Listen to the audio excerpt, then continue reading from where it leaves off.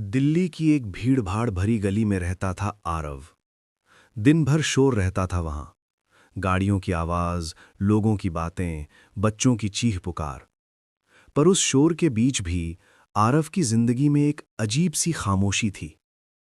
लोगों के लिए वो बस एक नॉर्मल लड़का था। रोज सुबह निकलता, शाम को वापस आता, किसी से ज्यादा बात नहीं करता।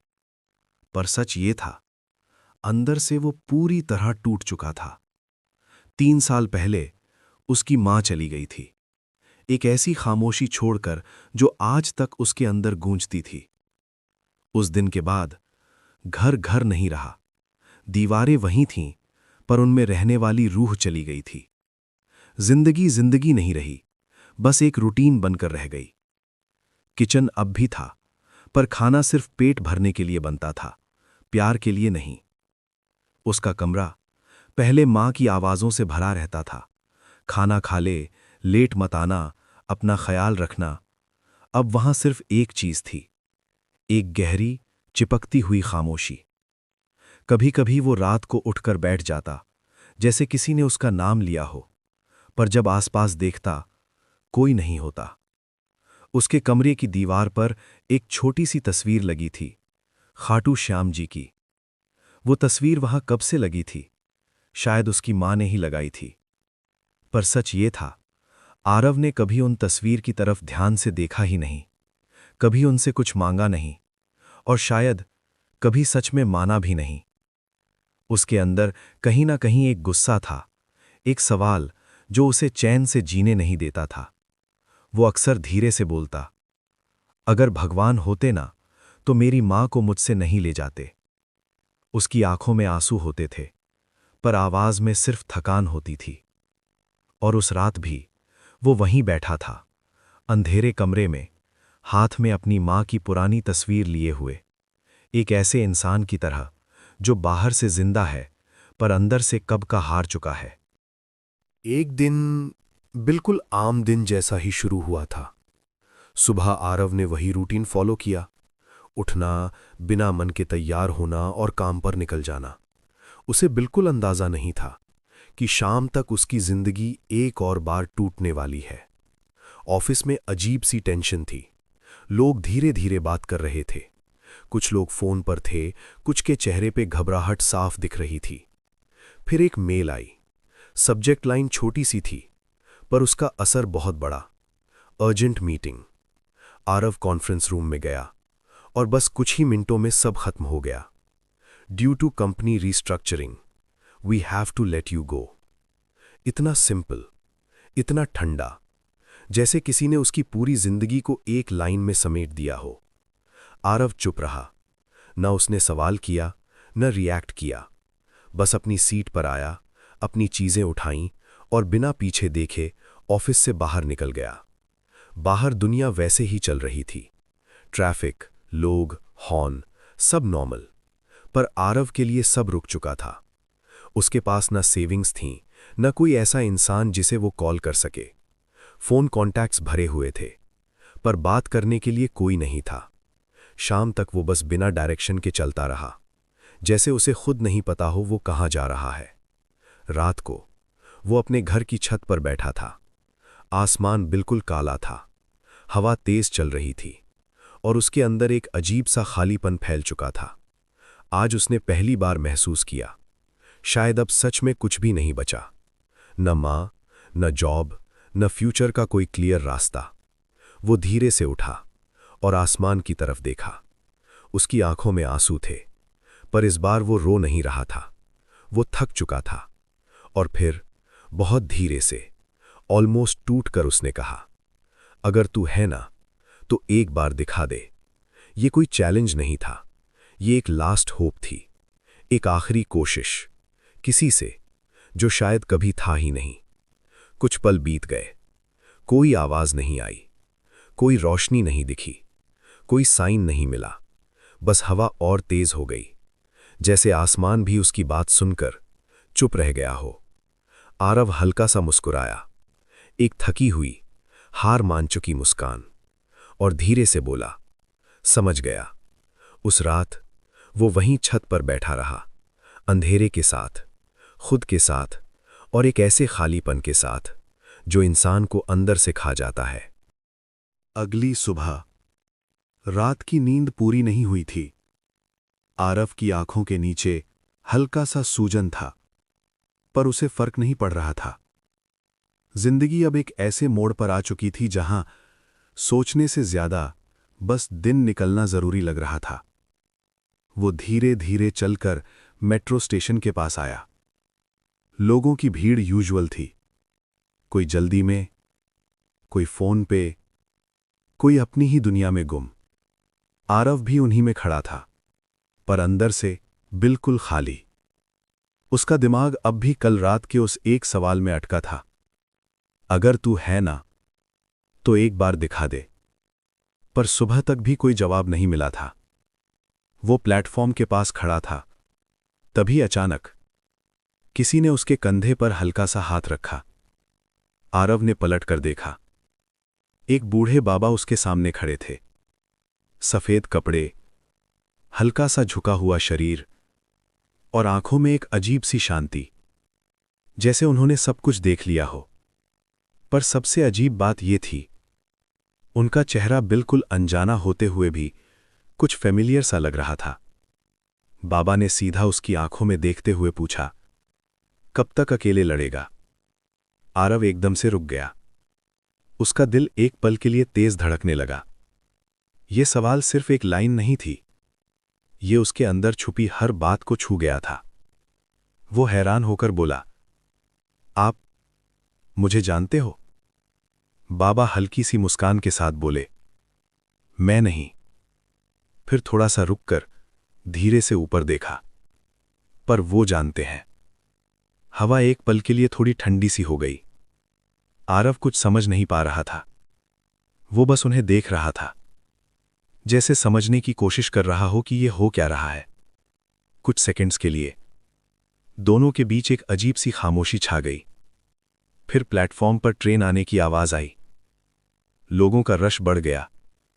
आरव ने एक पल के लिए अपनी नजर हटाई और फिर तुरंत वापस बाबा की तरफ देखा, पर वो वहां नहीं थे। न आसपास, न भीड़ में, कहीं भी नहीं, जैसे वो कभी थे ही नहीं। आरव का दिल जोर से धड़कने लगा। वो इधर उधर देखने लगा, लोगों से टकरा गया, पर बाबा का कोई निशान नहीं था। बस उसके हाथ में वो छोटी सी तस्वीर थी। उसने उसे धीरे से पकड़ा और पहली बार उस तस्वीर को ध्यान से देखा। आंखों में एक अजीब सी नमी थी और दिल में एक नया सवाल, क्या ये सब सच था या मैं बस इमेजिन कर रहा हूं? पर अंदर कहीं ना कहीं एक हल्की सी आवाज आई, ये शुरुआत है। 2 दिन तक आरव ने उस बात को इग्नोर किया। वो तस्वीर उसके पास थी, पर उसने उसे बस एक कोइंसिडेंस समझकर साइड में रख दिया। उसने खुद को समझाया, शायद वो सब बस एक अजीब सा मोमेंट था, कुछ रियल नहीं। पर सच ये था, वो उस बात को भूल नहीं पा रहा था। कब तक अकेले लड़ेगा, ये लाइन बार बार उसके दिमाग में घूम रही थी। और फिर तीसरी रात सब कुछ बदल गया। उस रात आरव ने एक सपना देखा, पर वो सपना नॉर्मल नहीं था। सब कुछ अंधेरा था, जैसे वो किसी खाली जगह पर खड़ा हो। फिर धीरे धीरे एक मंदिर की घंटी की आवाज सुनाई दी। पहले हल्की, फिर थोड़ी तेज, टन टन टन। उस आवाज के साथ सामने धीरे धीरे रोशनी फैलने लगी। अंधेरे के बीच एक मंदिर उभरने लगा, सफेद रोशनी में डूबा हुआ, जैसे किसी और ही दुनिया का हो। हवा में हल्की सी धूप और फूलों की खुशबू थी। आरव धीरे धीरे उस मंदिर की तरफ बढ़ने लगा, जैसे कोई उसे खींच रहा हो। उसका दिल तेज धड़क रहा था, पर इस बार डर नहीं था, एक अजीब सा सुकून था। जैसे ही वो मंदिर के पास पहुंचा, घंटी की आवाज और तेज हो गई। और फिर एक आवाज आई, न पूरी तरह तेज न धीमी, पर सीधा उसके अंदर तक पहुंच गई, आ जाओ। आरव एकदम से रुक गया। उसने इधर उधर देखा, पर कोई नहीं था। फिर वही आवाज दोबारा आई, आ जाओ। इस बार और करीब, और ज्यादा गहरी, जैसे कोई उसे बुला रहा हो, इंतजार कर रहा हो। इस पल आरव को लगा, ये सिर्फ सपना नहीं है, कुछ और है, कुछ जो उसे सच में बुला रहा है। अचानक उसकी आंख खुल गई। वो जोर जोर से सांस ले रहा था, कपड़े पसीने से भीग चुके थे। कमरा वही था, पर फीलिंग अलग थी। इस बार उसका दिल खाली नहीं था। वो सीधा उठकर बैठ गया। कुछ सेकंड्स तक बस चुप रहा। फिर धीरे से उसने वो तस्वीर उठाई, खाटू श्याम जी की। उसने उसे घूर कर देखा, और पहली बार उसकी आंखों में डाउट नहीं था, बस एक फैसला था। अगले दिन आरव ने ज्यादा नहीं सोचा, ना प्लानिंग ना लॉजिक, बस एक इम्पल्स। वो सीधा स्टेशन गया, टिकट ली, और बिना किसी को बताए निकल पड़ा। डेस्टिनेशन खाटू धाम। उसे नहीं पता था वहां क्या होगा, क्यों जा रहा है, या वापस क्या लेकर आएगा। पर एक चीज क्लियर थी, इस बार वो इग्नोर नहीं करेगा, क्योंकि अंदर कहीं ना कहीं उसे यकीन हो गया था, ये सिर्फ सफर नहीं है, ये बुलावा है। सफर शुरू तो हो गया था, पर आसान बिल्कुल नहीं था। शुरू के कुछ घंटे ठीक गुजरे, बस चल रही थी, लोग अपनी सीट्स पर थे, सब नॉर्मल लग रहा था। पर जैसे जैसे रास्ता आगे बढ़ा, मुश्किलें भी बढ़ने लगीं। दोपहर के आसपास अचानक एक झटका लगा। बस धीरे धीरे रुक गई। ड्राइवर ने नीचे उतरकर चेक किया। कुछ लोगों ने पूछा, और फिर एक लाइन सुनाई दी, इंजन खराब हो गया है। धूप तेज थी, रास्ता सुनसान था, और आसपास कुछ भी नहीं। लोग कंप्लेन कर रहे थे, कुछ लोग दूसरी गाड़ी ढूंढने लगे, पर आरव चुप था। वो बस से उतरकर रोड के किनारे खड़ा हो गया। आसमान सफेद धूप से भरा था, और हवा भी गर्म लग रही थी। उसने अपना फोन निकाला, बैटरी 2%। उसने किसी को कॉल करने का सोचा, फिर रुक गया। कॉल करे भी तो किसको? कुछ ही देर में फोन बंद हो गया। अब न कॉन्टैक्ट, न मैप, न कोई सहारा। पैसे भी धीरे धीरे खत्म हो रहे थे। आरव ने आसपास देखा, लंबा सीधा रास्ता, न कोई शहर, न कोई आदमी। उस पल पहली बार उसके दिमाग में डाउट आया, मैं क्या कर रहा हूं? क्यों निकल पड़ा मैं? उसने अपने हाथ में पकड़ी हुई तस्वीर देखी, खाटू श्याम जी की। कुछ सेकंड्स तक बस उसे देखता रहा, फिर धीरे से बोला, शायद ये सब बेकार है। वो थककर सड़क के किनारे बैठ गया। धूप उसके चेहरे पर पड़ रही थी, आंखों में थकान और कंफ्यूजन था। एक पल के लिए उसने सोचा, यहीं से वापस चला जाता हूं, सब कुछ छोड़कर। तभी दूर से एक आवाज आई, एक ट्रक की। ड्राइवर ने ऊपर देखा। एक पुराना सा ट्रक धीरे धीरे उसकी तरफ आ रहा था। ट्रक उसके सामने आकर रुक गया। ड्राइवर ने खिड़की से झुककर उसकी तरफ देखा, और बिना किसी इंट्रोडक्शन के पूछा, खाटू जा रहे हो? आरव एकदम से हैरान रह गया। उसने कुछ सेकंड्स तक कुछ बोला ही नहीं। फिर धीरे से कहा, आपको कैसे पता?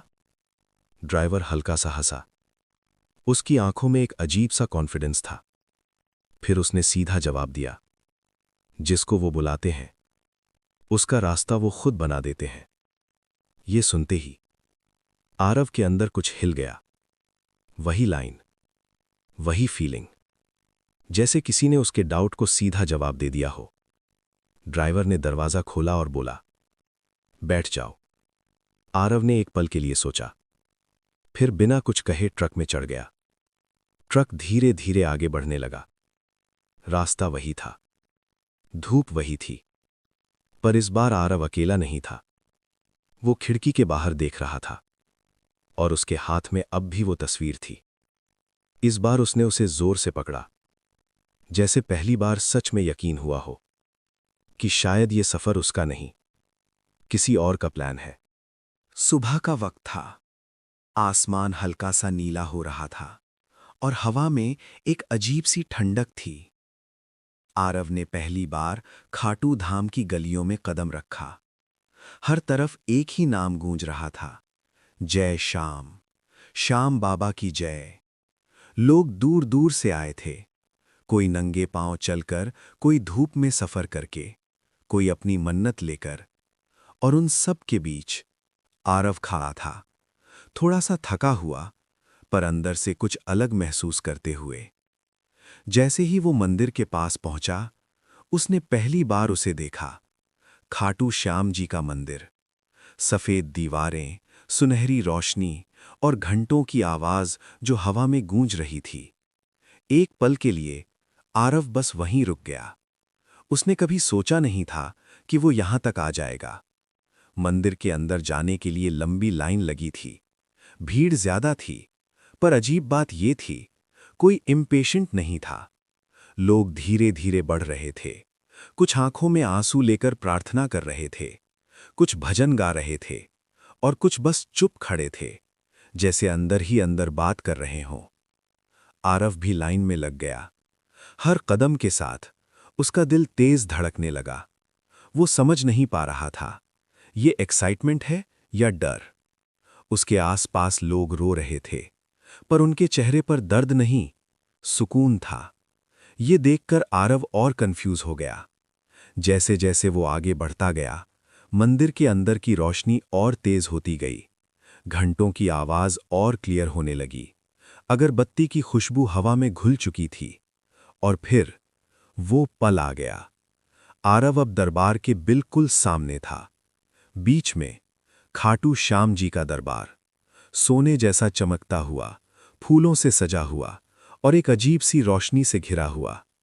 आरव की सांसें तेज हो गईं। उसने धीरे से अपने हाथ जोड़े और बस एक पल के लिए आंखें बंद कीं। उसके दिमाग में हजार सवाल थे। क्या सच में कुछ होगा? क्या ये सब बस एक कोइंसिडेंस है? पर दिल कुछ और ही कह रहा था। जैसे ही उसने आंखें खोलीं, उसकी नजर सीधा मूर्ति पर जाकर रुकी, और उस पल सब कुछ चुप हो गया। न भीड़ की आवाज, न घंटी, बस एक अजीब सी शांति। उसकी आंखों में आंसू आने लगे, बिना किसी रीजन के। वो समझ नहीं पा रहा था कि वो क्यों रो रहा है, पर वो खुद को रोक भी नहीं पा रहा था, जैसे कोई उसके अंदर के बोझ को धीरे धीरे हल्का कर रहा हो। उस पल आरव को पहली बार महसूस हुआ, वो अकेला नहीं है। और उसके दिल के अंदर एक हल्की सी आवाज गूंजी, मैं यहीं हूं। दर्शन के बाद आरव धीरे धीरे मंदिर से बाहर निकला। भीड़ अब भी थी, आवाजें अब भी गूंज रही थीं, पर उसके अंदर सब कुछ शांत हो चुका था, जैसे किसी ने उसके दिल का बोझ हल्का कर दिया हो। वो सीढ़ियों के पास रुक गया, गहरी सांस ली और अपनी जेब से फोन निकाला। वही फोन जो कल से डेड था। बस आदत से उसने पावर बटन दबाया और अगले ही पल स्क्रीन ऑन हो गई। आरव एकदम से रुक गया। उसने तुरंत फोन को घूर कर देखा, जैसे यकीन ही ना हो रहा हो। बैटरी डेड थी, चार्जर नहीं था, फिर भी फोन ऑन। उसका दिल तेज धड़कने लगा। स्क्रीन पर एक नोटिफिकेशन ब्लिंक कर रहा था। उसने धीरे से ओपन किया। We reviewed your profile again, we want to rehire you. Same company, same job, पर इस बार बेटर सैलरी। आरव की आंखों में आंसू आ गए। वो बस स्क्रीन को देखता रह गया। समझ नहीं पा रहा था कि ये सब कैसे हो रहा है। कल तक जो सब खत्म लग रहा था, आज सब वापस आ रहा था। पर इस बार कुछ बदल चुका था। आरव ने धीरे से ऊपर देखा और बिना कुछ कहे सिर्फ आंखों से शुक्रिया अदा किया। पर शायद ये सब सिर्फ शुरुआत थी। कुछ दिन बाद आरव दिल्ली वापस आया। सफर खत्म हो चुका था, पर उसके अंदर एक नई शांति थी। घर का दरवाजा खोला, अंदर वही पुरानी खामोशी थी, पर इस बार वो खामोशी भारी नहीं लग रही थी, जैसे घर उसका इंतजार कर रहा हो। जैसे ही वो अंदर आया, उसकी नजर सीधा दीवार पर गई। उस छोटी सी तस्वीर पर खाटू श्याम जी की। आरव रुक गया। कुछ अलग था। वो धीरे धीरे पास गया और उस तस्वीर को ध्यान से देखा। जो तस्वीर पहले पुरानी, फेडेड और धीमी लगती थी, अब बिल्कुल नई चमक रही थी। रंग गहरे हो गए थे, चेहरा ज्यादा साफ, जैसे अभी अभी लगाई हो। आरव की सांसें धीमी हो गईं। उसने नीचे देखा। तस्वीर के नीचे एक छोटा सा फूल पड़ा था, ताजा, बिल्कुल फ्रेश, जैसे अभी किसी ने चढ़ाया हो। आरव का दिल जोर से धड़कने लगा। उसने तुरंत पूरा घर चेक किया। दरवाजा बंद था, खिड़कियां बंद थीं, कोई अंदर आया ही नहीं था। फिर ये फूल यहां आया कैसे? वो वापस तस्वीर के सामने खड़ा हो गया। आंखों में हैरानी थी, पर इस बार डर नहीं था। बस एक गहरा सा एहसास था कि कोई है, कोई जो उससे देख रहा है, समझ रहा है और उसके साथ है। उस रात घर में सब कुछ शांत था। आरव अपने कमरे में बैठा था, हाथ में अपनी मां की पुरानी तस्वीर लिए हुए। बहुत दिनों बाद उसने खुद को रोकने की कोशिश नहीं की। आंसू अपने आप बहने लगे, पर इस बार ये दर्द के आंसू नहीं थे, ये हल्का होने के आंसू थे। वो धीरे से बोला, मां। उसकी आवाज हल्का सा कांप रही थी। मैं ठीक हो जाऊंगा, प्रॉमिस। कुछ सेकंड्स के लिए वो बस चुप बैठा रहा, पर उस साइलेंस में भी कुछ बदल चुका था। उसे महसूस हुआ जैसे कोई उसके पास बैठा हो, जैसे कोई उसका हाथ पकड़कर कह रहा हो, अब सब ठीक हो जाएगा। उसने धीरे से अपनी आंखें बंद कीं, और पहली बार उसे डर नहीं लगा, ना अकेलापन, ना खालीपन, बस एक अजीब सा सुकून था, जैसे उसके अंदर का अंधेरा धीरे धीरे रोशनी में बदल रहा हो। आज आरव हर साल खाटू जाता है। वही मंदिर, वही दरबार, वही भीड़। पर आरव अब पहले जैसा नहीं रहा। पहले वो यहां सवाल लेकर आता था, आज सिर्फ शुक्रिया लेकर आता है। वो हाथ जोड़कर खड़ा होता है, आंखों में हल्का सा आंसू होता है और बस एक ही बात कहता है, थैंक यू। अब वो कुछ मांगता नहीं, क्योंकि उसे समझ आ गया है, जिसको सब कुछ देना होता है वो बिना मांगे भी दे देता है। और जब कोई उससे पूछता है, क्या सच में चमत्कार होते हैं, आरव हल्का सा मुस्कुराता है और धीरे से कहता है, जब सब दरवाजे बंद हो जाते हैं ना, तब खाटू श्याम जी का दरवाजा खुलता है। अगर आप भी जिंदगी के किसी मुश्किल दौर से गुजर रहे हो, अगर आपको लगता है कि अब कोई रास्ता नहीं बचा, तो एक बार दिल से याद करके देखो, शायद आपको भी एक सिग्नल मिल जाए। नमस्ते। अगर ये कहानी आपके दिल को छू गई हो, लाइक जरूर करें, कमेंट में जय श्याम बाबा लिखें, अपने दोस्तों और फैमिली के साथ शेयर करें, और ऐसे ही और दिल को छू लेने वाली कहानियों के लिए सब्सक्राइब करें हमारे चैनल सनातन हिंदू 203 को।